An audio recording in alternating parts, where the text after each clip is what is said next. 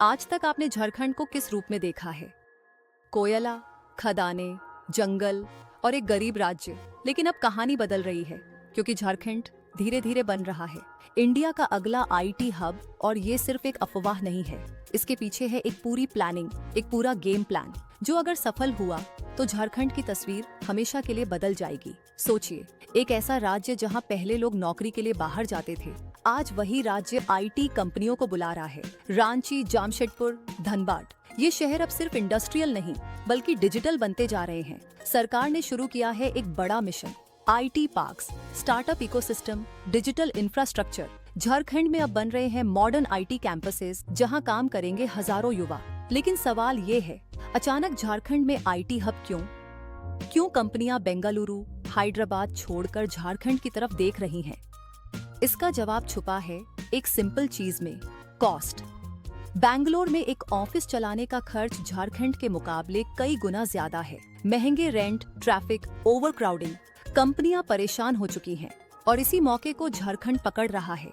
सस्ती जमीन, कम खर्च और सबसे बड़ी चीज, यंग टैलेंट। झारखंड के लाखों छात्र हर साल इंजीनियरिंग, आईटी और टेक्निकल फील्ड्स में निकलते हैं, लेकिन उन्हें जॉब के लिए दूसरे राज्यों में जाना पड़ता है। अब अगर जॉब्स यहीं मिले तो माइग्रेशन रुकेगा और राज्य आगे बढ़ेगा। लेकिन ये कहानी इतनी आसान नहीं है, क्योंकि आईटी हब बनाना सिर्फ बिल्डिंग्स से नहीं होता।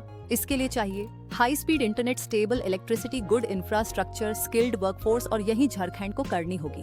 असली लड़ाई, सरकार ने शुरू किया है कई projects. Digital Jharkhand startup, Jharkhand skill development programmes. Ranchi में बन रहा है आईटी पार्क, जहां आने वाली है कई बड़ी कंपनियां, और धीरे धीरे प्राइवेट इन्वेस्टर्स भी इंटरेस्ट दिखा रहे हैं। लेकिन क्या सच में झारखंड बैंगलोर बन सकता है?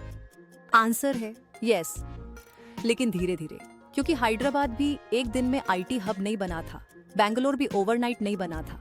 इसके पीछे लगे थे सालों की प्लानिंग, पॉलिसी और इन्वेस्टमेंट। झारखंड भी उसी रास्ते पर चल रहा है। लेकिन यहाँ एक बड़ा ट्विस्ट है, अगर ये प्लान फेल हुआ तो झारखंड वही बनकर रह जाएगा जहाँ से लोग बाहर जाते हैं। लेकिन अगर ये प्लान सफल हुआ तो यहाँ के युवा अपने ही राज्य में लाखों की सैलरी कमा सकते हैं। इमेजिन करो, रांची के एक छोटे से घर में बैठा लड़का अब बैंगलोर नहीं बल्कि अपने शहर में ही आईटी कंपनी में जॉब कर रहा है। ये सिर्फ एक सपना नहीं है, ये एक पॉसिबिलिटी है। लेकिन इसके लिए जरूरी है कंसिस्टेंसी, इन्वेस्टमेंट और सही एग्जीक्यूशन। क्योंकि आईटी हब बनाना आसान नहीं, कंपटीशन बहुत बड़ा है। बैंगलोर, हैदराबाद, पुणे, नोएडा सब पहले से मजबूत हैं, लेकिन हर बड़ा शहर कभी छोटा था। और शायद झारखंड की बारी आ चुकी है।